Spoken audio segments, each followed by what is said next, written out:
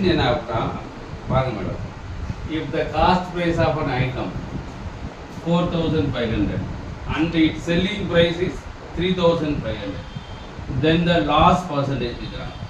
இப்போ என்னென்ன கொடுத்துருக்காங்கன்னாக்க cost price வந்து ருபீஸ் 4,500, செல்லிங் ப்ரைஸ் வந்து ருபீஸ் 3,500. அப்போ இதில் எவ்வளோ லாஸு? 1,000 லாஸ். அப்போ லாஸ் வந்து ருபீஸ் 1,000.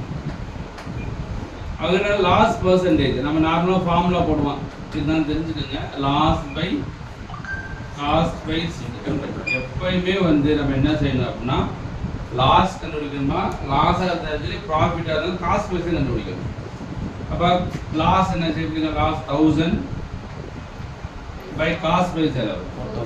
4,500 இன்ட்டு 100. Normal formula. இது 0 0 அடிச்சிருவோம், 2 0 அடிச்சிருவோமா? 5 அடிச்சிங்கன்னாக்க 9 பைசா 2 பைசா 200. அப்போ 200 பை 9%. இப்போ டிவைட் பண்ணீங்க அப்படின்னா 2 9s are 18, remaining 2. Again 2 9s are 18, remaining 2. About 22 by 9%.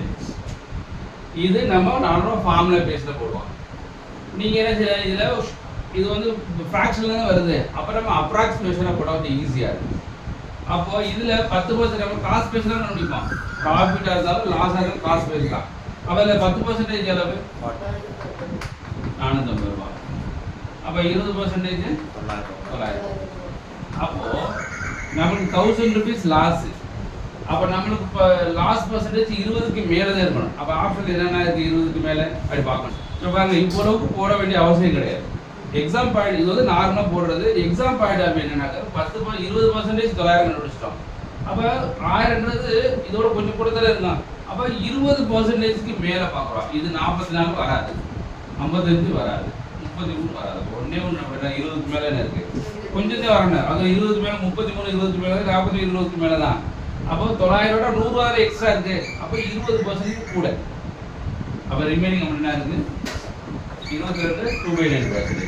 இதுதான் எக்ஸாம் பாயிண்ட் இருக்கு. இது வந்து நார்மல் மெத்தட். ஓகேவா? செகண்ட் क्वेश्चन ஆகும் by selling an item for rupees 222. 222 ரூபாய்க்கு விற்கிறோம் செல்லிங் பிரைஸ். அப்போ என்ன கொடுத்துருக்கான்? செல்லிங் பிரைஸ் கொடுத்துருக்கான். செல்லிங் பிரைஸ் 222 ரூபாய். A person incurs a loss. இப்போ லாஸ் வந்து 40 ரூபா கொடுத்துருக்கான். அப்போ நம்மளுக்கான லாஸ் வந்து 48. What is the percentage of loss incurred in the transaction? A percentage of loss. நம்ம ஆல்ரெடி நான் சொல்லியிருக்கேன், என்ன தெரியுங்க, ப்ராஃபிட்டாக இருந்தாலும் லாஸாக இருந்தாலும் எதில் கண்டுபிடிச்சு பேஸ் பண்ணிக்கணும்? காஸ்ட் ப்ரைஸில். இங்கே கொடுத்த செல்லிங் ப்ரைஸ் லாஸ். அப்போ காஸ்ட் ப்ரைஸ் என்ன வந்துருக்கும்? 268. என்னன்னாங்க செல்லிங் ப்ரைஸையும் லாஸையும் ஆட் பண்ணால் அது காஸ்ட் ப்ரைஸ். அப்போ என்ன வந்துருக்கும்? 272 + 48 = rupees 270. அப்போ காஸ்ட் ப்ரைஸ் 270. அப்போ லாஸ் பர்சன்டேஜ் அப்படின்னா நம்ம ஃபார்முலா பேஸில் loss by cost price into 100. இப்போ லாஸ் நம்ம டெவலப் ஆகுது 48/270 இன்ட்டு 100. 4 0 0 கேன்சல் பண்ணிக்கணும். எது கேன்சல் பண்ணலாம்? 3ஆல் பண்ணுவோமா? 9 3s are 1 3s are 16. 6 cancel பண்ண முடியாது. 160/9%. 1 9s are 9 7 63 remaining 7/9. About 7/9%. So the next question is the selling price of 32 items is equal to the cost price of 38 items. Find the profit அப்படின்னு கேட்குறாங்க. அதாவது selling ப்ரைஸோட 32 item வந்து எதுக்கு ஈக்குவலா? Cost price of 38 items ஈக்குவலா. அப்போ நம்ம என்ன செய்ய போனாங்க, 32 into selling price is equal to 38 into cost price. ரெண்டுமே ஈக்குவல் பண்ணிட்டாங்க. இப்போ செல்லிங் ப்ரைஸ் பை இந்த காஸ்ட் ப்ரைஸ் மல்டிப்ளை தான் இங்கே டிவைட் ஆகிடும்.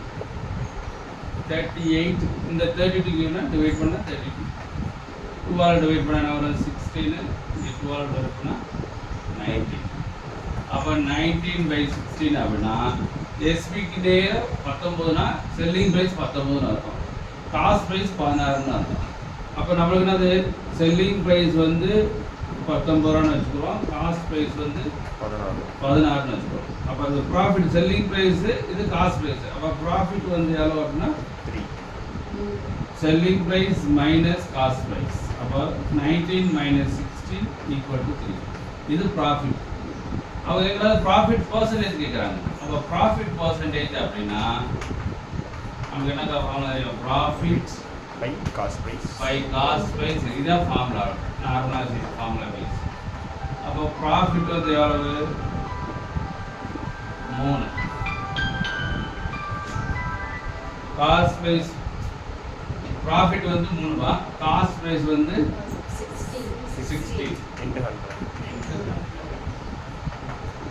அப்போ கேன்சல் பண்ணோம்னா 8 50 4 25 அப்ப 75/4 டிவைட் பண்ணீங்கன்னா 1 4s are 4 remaining 3 8 32 3/4 டெசிமல் கூட இருக்கலாம் 18.75% அப்ப 18.75% இது வந்து நார்மலா ஃபார்முலா பேஸ் போடுறது ஷார்ட்கட் என்ன அப்படினா எத்தனை வித்தா எத்தனை லாபம் ப்ராஃபிட் பர்சன்டேஜ் ஈக்குவல் எத்தனை விக்கிறீங்க 32 விக்கிறீங்கனாக்க 6 லாபம் 6 into 100 அவ்வளவுதான் ஆக்சுவலிங்களாங்க 18.75% இது எக்ஸாம் பாயிண்ட் ஆஃப் இது வந்து நார்மலா இப்படி தான் செய்யணும் எக்ஸாம் இப்படி செஞ்சவங்க டைம் ஆகும் ஆனால் ஈஸியஸ்ட் விட எத்தனை வித்தா எத்தனை லாபம் 32 வித்தா 6 லாபம் கேன்சல் பண்ணா 18.75 வந்து புரியுதா இதே ஷார்ட்கட்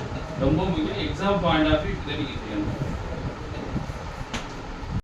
நெக்ஸ்ட் क्वेश्चन பா the initial profit percentage on the sale on item was 74%. முத வந்து 74% ப்ராஃபிட் ஆ இனிஷியலா if the cost price of the item went up to 50%. இப்போ பழைய காஸ்ட் பிரைஸோட இப்போ 50% இன்க்ரீஸ் ஆகுது ஆனா but the selling price remain the same selling price மாறல அப்படியே இருந்துட்டாங்க அப்படினா what would be the new profit புதிய profit என்னன்னு கேக்குறாங்க அப்ப முதல்ல நம்ம என்ன பண்ணுவோம் காஸ்ட் பிரைஸ் வந்து 100 னு சொல்றோம் உங்களுக்கு என்ன எப்பவுமே காஸ்ட் பிரைஸ் வந்து 100 அப்ப இங்க செல்லிங் பிரைஸ் என்ன அப்படினா காஸ்ட் பிரைஸ் பிளஸ் profit ரெண்டு சேர்ந்தா செல்லிங் பிரைஸ் அப்ப காஸ்ட் பிரைஸ் 100% profit எத்தனை பர்சன்டேஜ் பா 74%. அப்போ செல்லிங் பிரைஸ் வந்து 174% செல்லிங் பிரைஸ் இப்போ என்ன சொல்றாங்க காஸ்ட் பிரைஸ் வந்து 50% went up அப்படினா இன்கிரீஸ் ஆன அர்த்தம் அப்ப 50% இன்கிரீஸ் ஆன new selling price sorry new cost price 100% plus 50% increase ஆன சொல்றாங்க அப்போ 150% முதல்ல 100% 100 ல 50% இன்கிரீஸ் ஆனா 150% அப்ப நியூ காஸ்ட் பிரைஸ் 150% அப்ப நியூ செல்லிங் பிரைஸ் அப்படினா இங்க இருக்க பாரு but the selling price remain the same னா பழைய செல்லிங் பிரைஸ் என்ன அதே தான் இங்கேயும் சொல்றாங்க அப்ப இங்க என்னது 174% தான் அப்ப காஸ்ட் பிரைஸ் 150 செல்லிங் பிரைஸ் 174 அப்ப ப்ராஃபிட் வந்து 24%. அப்ப as usual எப்பவுமே ஃபார்முலா பேஸ்ல போனீங்கன்னாங்க profit percentage equal to profit by cost price into 100. Profit வந்து 24 cost price வந்து 150 into 100. ரெண்டு 50 மூணு 50 மூவட்ட 24 8 2 16 அப்போ profit percentage எவ்வளவுனா 16%. ரொம்ப முக்கியம் இந்த என்ன சொல்லுங்க ஒண்ணே ஒண்ணாங்க went up காஸ்ட் பிரைஸ் அதிகமாகுது செல்லிங் பிரைஸ் சேமா இருக்கு அதனால தான் காஸ்ட் பிரைஸ் 100 னு வச்சிருப்பாங்க நியூ காஸ்ட் பிரைஸ் அது இதுல இருந்து 50% இருக்குன்னு சொல்றாங்க அப்ப நீங்க இங்க வந்து காஸ்ட் பிரைஸ் சார் இங்க ரெண்டு இருக்கே இத எடுக்கணுமா அப்படினா இத எடுக்க கூடாது இதுதான் நியூ தான் இருக்காங்க இத தான் நீங்க எடுக்கணும் காஸ்ட் பிரைஸ் ஏன்னா இங்கேயும் காஸ்ட் பிரைஸ் சொல்றோம் இங்கேயும் காஸ்ட் பிரைஸ் சொல்றோம் அதனால இங்கே தான் காஸ்ட் ப்ரைஸ் 150 எடுத்தோம். இது ஈஸியா புரியுதா? நெக்ஸ்ட் கொஸ்டின் பா. By selling an article rupees 211.20. முதல் செல்லிங் ப்ரைஸ் கொடுத்தாங்க with loss. the traded loss is 12%. with loss வந்து 12%. எவ்வளோ தெரியுங்க? 2211.20. இது செல்லிங் ப்ரைஸ். இங்கே selling price if he sells it 240.40 லாஸாக கேடான்னு கேட்குறான். அப்போ நம்ம இங்கே காஸ்ட் ப்ரைஸ் கண்டுபிடிக்கணும். நார்மலாக காஸ்ட் ப்ரைஸ் எப்படி வச்சுக்கிறீங்கன்னா காஸ்ட் ப்ரைஸ் 100ன்னு வச்சுக்குவோம். காஸ்ட் ப்ரைஸ் 100னா செல்லிங் ப்ரைஸ் என்ன ஆகும்? வித் லாஸ் ஆஃப் 12%னா 100 வந்து 12 சப்ராக்ட் பண்ணிங்கன்னா 88%. அப்போ செல்லிங் ப்ரைஸ் வந்து 88%. செல்லிங் ப்ரைஸ் இங்கே ரூபாயில் இருக்குது, இங்கே பர்சன்டேஜில் இருக்குது.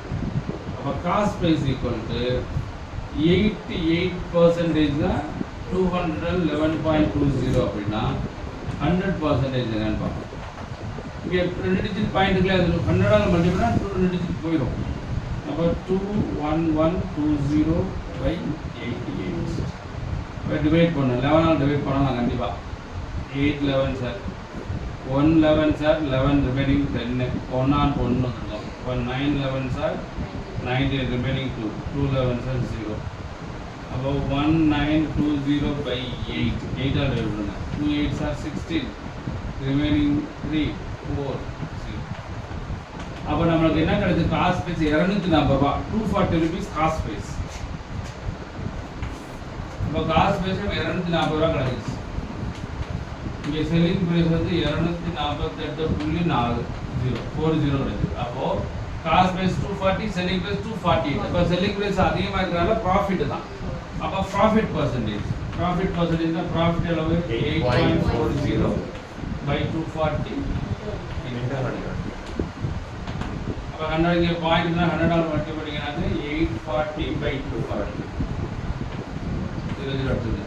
12 42 6 21 3 எடுத்தீங்கன்னாக்க 2 3 தான் 7. இப்போ 7/2 ஈக்குவல் டு 3.5. அப்போ ப்ராஃபிட் எவ்வளோனா 3.5% ப்ராஃபிட். அப்போ இது ரொம்ப முக்கியம். இதில் தான் முக்கியம். ஏன்னா நம்ம ரெண்டுமே செல்லிங் கொடுத்துட்டோம். இது நியூ செல்லிங் ப்ரைஸு. இது வந்து 211 ரூபா 20 பைசாக்கு விற்றா லாஸ் 12% அப்படின்னா இதுலேருந்து நம்ம காஸ்ட் ப்ரைஸ் கண்டுபிடிச்சிடணும். இப்போ காஸ்ட் ப்ரைஸ் கண்டுபிடிச்சா செல்லிங் ப்ரைஸ் கொடுத்துட்டா அப்போ ப்ராஃபிட்டாக லாஸ் பார்க்கும்போது ப்ராஃபிட் கான்ஸ்டர் பண்ணும். புரிஞ்சுதா? ஸோ அந்த ஆன்சர் 3.5%.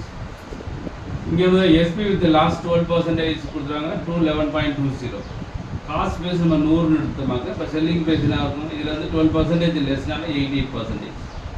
நியூ செல்லிங் ப்ரைஸ் 248.40 கொடுத்துட்டாங்க.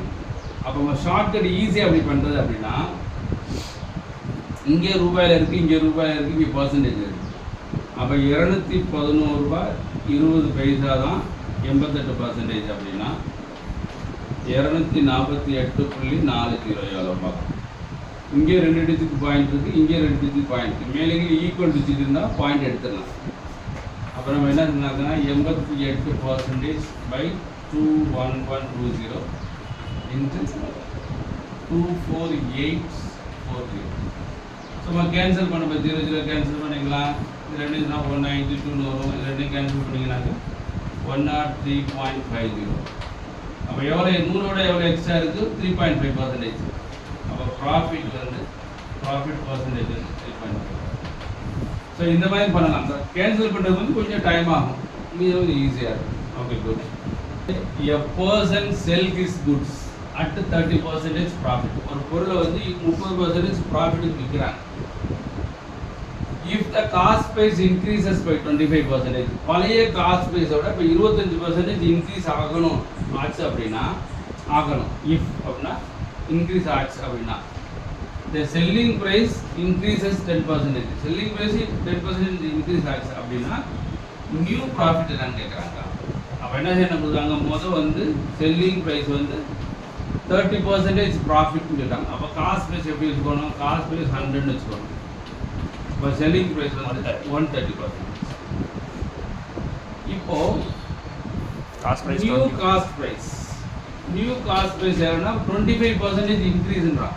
அப்போ 100ல 25% 25 இன்க்ரீஸ் அப்படின்னா 100 plus plus 25%. 125%. அப்போ 125% காஸ்ட் ப்ரைஸ் 125% காஸ்ட் ப்ரைஸ். அப்போ new selling price 130 Plus plus 10. இதுல 10%. 10% 130ல 10% நம்ம எப்படி பண்ணுவோம்? 10% of 130. Now 30 வருமா? 13. Yes, sir. அப்போ 13 equal to 143%. அப்போ new cost price 125%, new selling price 143%. இந்த ப்ராஃபிட்டா லாஸ் அப்படின்னா ப்ராஃபிட். அப்போ எவ்வளோ ப்ராஃபிட் அப்படின்னா 18%. இதுல சப்ராக்ட் பண்ணுவீங்க 18%. 18%. அப்போ 18% வந்தால் ப்ராஃபிட். அப்போ ப்ராஃபிட் பர்சன்டேஜ் நம்ம ஃபார்ம் என்னது? Profit by cost price into 100. Profit தானே? ஆமாம் சார். 100. அப்போ அடுத்து இங்கே இது ப்ராஃபிட் இது பர்சன்டேஜ் போடலாம். பர்சன்டேஜ் வந்து கேன்சல் ஆயிடும். அப்போ 5 25 4 25 5 அடைக்கணும். அப்போ மல்டி பண்ணிங்கன்னாக்க 4 4 32 72.5%. அடுத்து 1 5s are 5 remaining 2 4 5s are 4 5. இப்போ ஆன்சர் என்னாக்கும் 14.4%. நல்லா வரல. காஸ்ட் ப்ரைஸ் 100 நம்ம எடுத்துக்கிட்டோம். செல்லிங் ப்ரைஸ் 30% ப்ராஃபிட்னா 130%. இது பழசு. இப்போ இந்த காஸ்ட் ப்ரைஸ்ல 25% கூட்டணும். அப்போ காஸ்ட் ப்ரைஸ்ல 25னா 100க்கு 25% 25. அப்போ 100 + 25 125. இப்போ new cost price. New selling ப்ரைஸ்னா செல்லிங் ப்ரைஸ்ல 10% கூட சொல்றான். இப்போ செல்லிங் ப்ரைஸ் 130 தானே. இப்போ 10% இன்க்ரீஸ் பண்ணா 130ல 10% 13. அப்போ 143. அப்போ new cost price new selling price. அப்போ இதோட அதிகமாக இருக்கு இல்லையா? அதிகமாக இருந்தனால ப்ராஃபிட் 18%. அப்போ ப்ராஃபிட்னா 18 பை காஸ்ட் ப்ரைஸ் இன்ட்டு 100 அடிச்சு கொடுத்தா 14.4%. ஓகேவா? இதுவுமே நல்ல சம் தான்.